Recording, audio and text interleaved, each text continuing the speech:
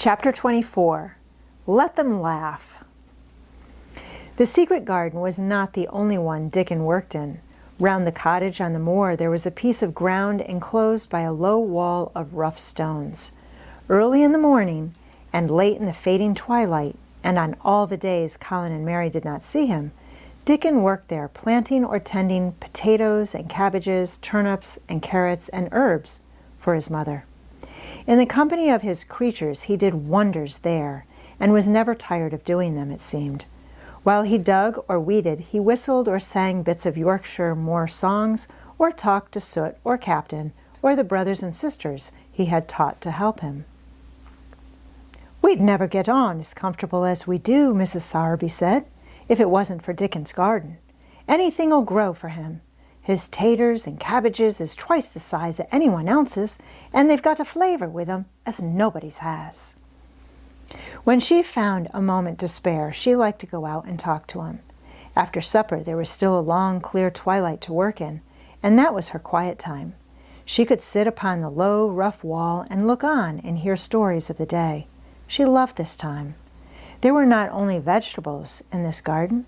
Dickon had bought penny packages of flower seeds now and then, and sown bright, sweet-scented things among gooseberry bushes and even cabbages, and he grew borders of mignonette and pinks and pansies and things, whose seeds he could save year after year, or whose roots would bloom each spring and spread in time into fine clumps. The low wall was one of the prettiest things in Yorkshire because he had tucked moorland foxglove and ferns and rock cress and hedgerow flowers into every crevice, until only here and there glimpses of the stones were to be seen. "All a chap's got to do to make 'em thrive, Mother," he would say, "is to be friends with 'em for sure. They're just like the creatures. If they're thirsty, give 'em a drink, and if they're hungry, give 'em a bit of food. They want to live same as we do. If they died, I should feel as if I'd been a bad lad and somehow treated them heartless." It was in these twilight hours that Mrs. Sowerby heard of all that happened at Misselthwaite Manor. At first she was only told that Master Colin had taken a fancy to going out into the grounds with Miss Mary, and that it was doing him good. But it was not long before it was agreed between the two children that Dickon's mother might come into the secret. Somehow it was not doubted that she was safe for sure. So one beautiful, still evening, Dickon told the whole story, with all the thrilling details of the buried key, and the robin, and the grey haze which had seemed like deadness, and the secret Mistress Mary had planned never to reveal. The coming of Dickon and how it had been told to him, the doubt of Master Colin, and the final drama of his introduction to the hidden domain, combined with the incident of Ben Weatherstaff's angry face peering over the wall, and Master Colin's sudden indignant strength, made Mrs. Sowerby's nice-looking face quite change color several times. "My word," she said, "it was a good thing that little lass came to the manor. It's been the making of her and the saving of him. Standing on his feet, and us all thinking he was a poor, half-witted lad with not a straight bone in him." She asked a great many questions, and her blue eyes were full of deep thinking. "What do they make of it at the manor? Him being so well and cheerful, and never complaining?" she inquired. "They don't know what to make of it," answered Dickon. "Every day as comes round his face looks different. It's filling out and doesn't look so sharp, and the waxy colour is going. But he has to do his bit of complaining with a highly entertained grin." "What for, in mercy's name?" asked Mrs. Sowerby. Dickon chuckled. "He does it to keep them from guessing what's happened. If the doctor knew he'd found out he could stand on his feet, he'd likely write and tell Master Craven. Master Colin's saving the secret to tell himself. He's going to practice his magic on his legs every day till his father comes back, and then he's going to march into his room and show him he's as straight as other lads. But him and Miss Mary thinks it's best plan to do a bit of groaning and fretting now and then to throw off the scent." Mrs. Sowerby was laughing a low, comfortable laugh long before he had finished his last sentence. She said, "that pair's enjoying themselves. I'll warrant they'll get a good bit of play acting out of it, and there's nothing children likes as much as play-actin'. Let's hear what they do, Dickon lad." Dickon stopped weeding and sat up on his heels to tell her. His eyes were twinkling with fun. "Master Colin is carried down to his chair every time he goes out," he explained, "and he flies out at John, the footman, for not carrying him careful enough. He makes himself as helpless looking as he can, and never lifts his head until we're out of sight of the house. And he grunts and frets a good bit when he's being settled into his chair. Him and Miss Mary's both got to enjoying it, and when he groans and complains, she'll say, 'Poor Colin, does it hurt you so much? Are you so weak as that, poor Colin?' But the trouble is that sometimes they can scarce keep from bursting out laughing. When we get safe into the garden, they laugh till they've no breath left to laugh with, and they have to stuff their faces into Master Colin's cushions to keep the gardeners from hearing if any of 'em's about." "The more they laugh, the better for 'em," said Mrs. Sowerby, still laughing herself. "Good healthy child laughing's better than pills any day of the year. That pair'll plump up for sure." "They are plumping up," said Dickon. "They're that hungry they don't know how to get enough to eat without making talk. Master Colin says if he keeps sending for more food, they won't believe he's an invalid at all. Miss Mary says she'll let him eat her share, but he says that if she goes hungry, she'll get thin, and they mun both get fat at once." Mrs. Sowerby laughed so heartily at the revelation of this difficulty that she quite rocked backwards and forwards in her blue cloak, and Dickon laughed with her. "I'll tell thee what, lad," Mrs. Sowerby said when she could speak. "I've thought of a way to help 'em. When thou goes to 'em in the mornings, thou shalt take a pail of good new milk, and I'll bake 'em a crusty cottage loaf or some buns with currants in 'em, same as you children like. Nothing so good as fresh milk and bread. Then they could take off the edge of their hunger while they were in the garden, and the fine food they get indoors would polish off the corners." Mother," said Dickon admiringly, "what a wonder thou art. Thou always sees a way out of things. They was quite in a pother yesterday. They didn't see how they was to manage without ordering up more food. They felt that empty inside. They're two young uns, growing fast, and health's coming back to both of 'em. Children like that feels like young wolves, and food's flesh and blood to 'em," said Mrs. Sowerby. Then she smiled Dickon's own curving smile. But they're enjoying themselves for sure," she said. She was quite right, the comfortable, wonderful mother creature, and she had never been more so when she said their play-actin' would be their joy. Colin and Mary found it one of their most thrilling sources of entertainment. The idea of protecting themselves from suspicion had been unconsciously suggested to them first by the puzzled nurse and then by Dr. Craven himself. "Your appetite is improving very much, Master Colin," the nurse had said one day. "You used to eat nothing, and so many things disagreed with you." "Nothing disagrees with me now," replied Colin, and then, seeing the nurse looking at him curiously, he suddenly remembered that perhaps he ought not to appear too well just yet. "At least things don't so often disagree with me. It's the fresh air." "Perhaps it is," said the nurse, still looking at him with a mystified expression. "But I must talk to Dr. Craven about it." "How she stared at you," said Mary when she went away, as if she thought there must be something to find out. "I won't have her finding out things," said Colin. "No one must begin to find out yet." When Dr. Craven came that morning, he seemed puzzled too. He asked a number of questions to Colin's great annoyance. "You stay out in the garden a great deal," he suggested. "Where do you go?" Colin put on his favorite air of dignified indifference to opinion. "I will not let anyone know where I go," he answered. "I go to a place I like. Everyone has orders to keep out of the way. I won't be watched and stared at. You know that." "You seem to be out all day, but I do not think it has done you harm. I do not think so. The nurse says that you eat much more than you have ever done before." "Perhaps," said Colin, prompted by a sudden inspiration, "perhaps it is an unnatural appetite." "I do not think so, as your food seems to agree with you," said Dr. Craven. "You are gaining flesh rapidly, and your color is better."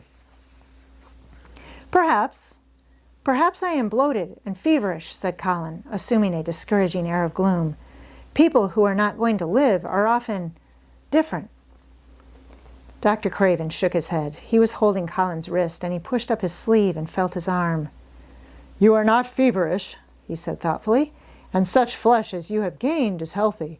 If we can keep this up, my boy, we need not talk of dying. Your father will be very happy to hear of this remarkable improvement." "I won't have him told," Colin broke forth fiercely. "It will only disappoint him if I get worse again, and I may get worse this very night. I might have a raging fever. I feel as if I might be beginning to have one now. I won't have letters written to my father. I won't. I won't. You are making me angry, and you know that is bad for me. I feel hot already. I hate being written about and being talked over as much as I hate being stared at." "Hush, my boy," Dr. Craven soothed him. "Nothing shall be written without your permission. You are too sensitive about things. You must not undo the good which has been done." He said no more about writing to Mr. Craven, and when he saw the nurse, he privately warned her that such a possibility must not be mentioned to the patient. "The boy is extraordinarily better," he said. "His advance seems almost abnormal. But of course he is doing now of his own free will what we could not make him do before. Still, he excites himself very easily, and nothing must be said to irritate him." Mary and Colin were much alarmed and talked together anxiously. From this time dated their plan of play-acting. "I may be obliged to have a tantrum," said Colin regretfully. "I don't want to have one, and I'm not miserable enough now to work myself into a big one. Perhaps I couldn't have one at all. That lump doesn't come in my throat now, and I keep thinking of nice things instead of horrible ones. But if they talk about writing to my father, I shall have to do something." He made up his mind to eat less, but unfortunately it was not possible to carry out this brilliant idea when he wakened each morning with an amazing appetite, and the table near his sofa was set with a breakfast of homemade bread and fresh butter, snow-white eggs, raspberry jam, and clotted cream. Mary always breakfasted with him, and when they found themselves at the table, particularly if there were delicate slices of sizzling ham sending forth tempting odors from under a hot silver cover, they would look into each other's eyes in desperation. "I think we shall have to eat it all this morning, Mary," Colin always ended by saying. "We can send away some of the lunch and a great deal of the dinner." But they never found they could send away anything, and the highly polished condition of the empty plates returned to the pantry awakened much comment. "I do wish," Colin would say, also, "I do wish the slices of ham were thicker, and one muffin each is not enough for anyone." "It's enough for a person who is going to die," answered Mary when first she heard this, "but it's not enough for a person who is going to live. I sometimes feel as if I could eat 3 when those nice fresh heather and gorse smells from the moor come pouring in at the open window." The morning that Dickon, after they had been enjoying themselves in the garden for about 2 hours, went behind a big rose bush and brought forth 2 tin pails, and revealed that one was full of rich new milk with cream on the top of it, and that the other held cottage-made currant buns folded in a clean blue and white napkin, buns so carefully tucked in that they were still hot. There was a riot of surprised joyfulness. What a wonderful thing for Mrs. Sowerby to think of! What a kind, clever woman she must be! How good the buns were, and what delicious fresh milk! "Magic is in her, just as it is in Dickon," said Colin. "It makes her think of ways to do things, nice things. She is a magic person.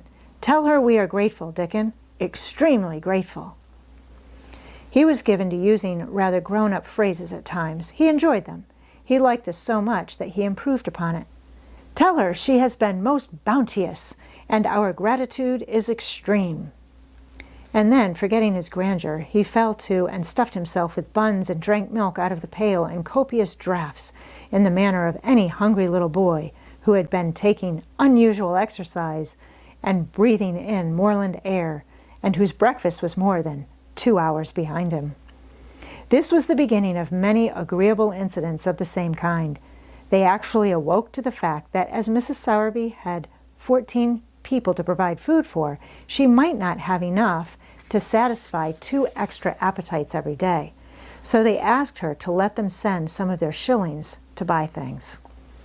Dickon made the stimulating discovery that in the wood and the park outside the garden where Mary had first found him piping to the wild creatures, there was a deep little hollow where you could build a sort of tiny oven with stones and roast potatoes and eggs in it.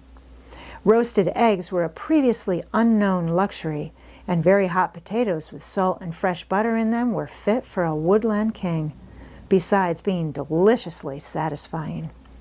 You could buy both potatoes and eggs and eat as many as you liked without feeling as if you were taking food out of the mouths of 14 people. Every beautiful morning, the magic was worked by the mystic circle under the plum tree, which provided a canopy of thickening green leaves after its brief blossom time was ended. After the ceremony, Colin always took his walking exercise, and throughout the day he exercised his newly found power at intervals. Each day he grew stronger and could walk more steadily and cover more ground. And each day his belief in the magic grew stronger, as well it might. He tried one experiment after another as he felt himself gaining strength, and it was Dickon who showed him the best things of all. "Yesterday," he said one morning after an absence, "I went to Thwaite for Mother, and near the Blue Cow Inn I seed Bob Haworth. He's the strongest chap on the moor. He's a champion wrestler, and he can jump higher than any other chap and throw the hammer farther. He's gone all the way to Scotland for the sport some years. He's knowed me ever since I was a little one, and he's a friendly sort, and I axed him some questions. The gentry calls him an athlete, and I thought of thee, Master Colin, and I says, 'How did they make the muscles stick out that way, Bob? Did they do anything extra to make thyself so strong?' And he says, 'Well, yes, lad, I did. A strong man in a show that came to Thwaite once showed me how to exercise my arms and legs and every muscle in my body.' And I says, 'Could a delicate chap make himself stronger with 'em, Bob?' And he laughed and says, 'Art thou the delicate chap?'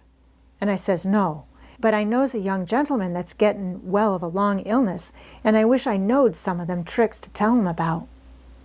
I didn't say no names, and he didn't ask none. He's friendly same as I said. And he stood up and showed me good-natured like, and I imitated what he did till I knowed it by heart." Colin had been listening excitedly. "Can you show me?" he cried. "Will you?" "Aye, to be sure," Dickon answered, getting up. "But he says the mun do him gentle at first, and be careful not to tire thyself. Rest in between times and take deep breaths, and don't overdo." "I'll be careful," said Colin. Show me, Dickon. You are the most magic boy in the world." Dickon stood up on the grass and slowly went through a carefully practical but simple series of muscle exercises. Colin watched them with widening eyes. He could do a few while he was sitting down. Presently he did a few gently while he stood upon his already steady feet. Mary began to do them also.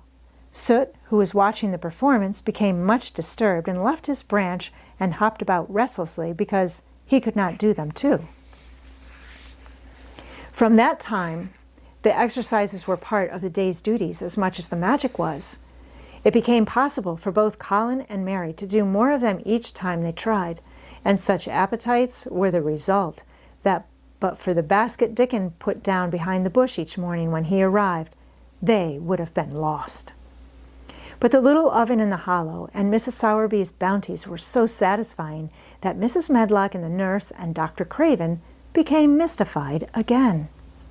You can trifle with your breakfast and seem to disdain your dinner if you are full to the brim with roasted eggs and potatoes and richly frothed new milk and oat cakes and buns and heather honey and clotted cream.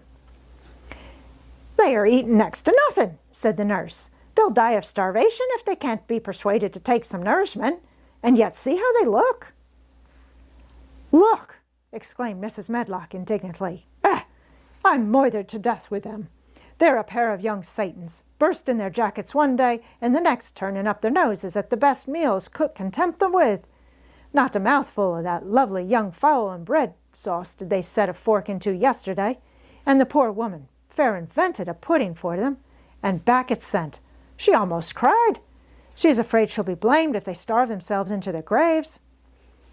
Dr. Craven came and looked at Colin long and carefully. He wore an extremely worried expression when the nurse talked with him and showed him an almost untouched tray of breakfast she had saved for him to look at. But it was even more worried when he sat down by Colin's sofa and examined him. He had been called to London on business and had not seen the boy for nearly 2 weeks. When young things begin to gain health, they gain it rapidly. The waxen tinge had left Colin's skin, and a warm rose showed through it. His beautiful eyes were clear, and the hollows under them and in his cheeks and temples had filled out. His once dark, heavy locks had begun to look as if they sprang healthily from his forehead and were soft and warm with life. His lips were fuller and of a normal color. In fact, as an imitation of a boy who was a confirmed invalid, he was a disgraceful sight. Dr. Craven held his chin in his hand and thought him over. "I am sorry to hear that you do not eat anything," he said. "That will not do. You will lose all you have gained, and you have gained amazingly. You ate so well a short time ago." "I told you it was an unnatural appetite," answered Colin. Mary was sitting on her stool nearby, and she suddenly made a very queer sound which she tried so violently to repress that she ended by almost choking. "What is the matter?" said Dr. Craven, turning to look at her. Mary became quite severe in her manner. It was something between a sneeze and a cough," she replied, with reproachful dignity, "and it got into my throat." "But," she said afterwards to Colin, "I couldn't stop myself. It just burst out because all at once I couldn't help remembering that last big potato you ate and the way your mouth stretched when you bit through that thick, lovely crust with jam and clotted cream on it." "Is there any way in which those children can get food secretly?" Dr. Craven inquired of Mrs. Medlock. "There's no way unless they dig it out of the earth or pick it off the trees," Mrs. Medlock answered. "They stay out in the grounds all day and see no one but each other. And if they want anything different to eat from what's sent up to them, they need only ask for it." "Well," said Dr. Craven, "so long as going without food agrees with them, we need not disturb ourselves. The boy is a new creature." "So is the girl," said Mrs. Medlock. "She's begun to be downright pretty since she spilled out and lost her ugly little sour look. Her hair's grown thick and healthy looking, and she's got a bright color. The glumnest, ill-natured little thing she used to be, and now her and Master Colin laugh together like a pair of crazy young ones. Perhaps they're growing fat on that." "Perhaps they are," said Dr. Craven. "Let them laugh."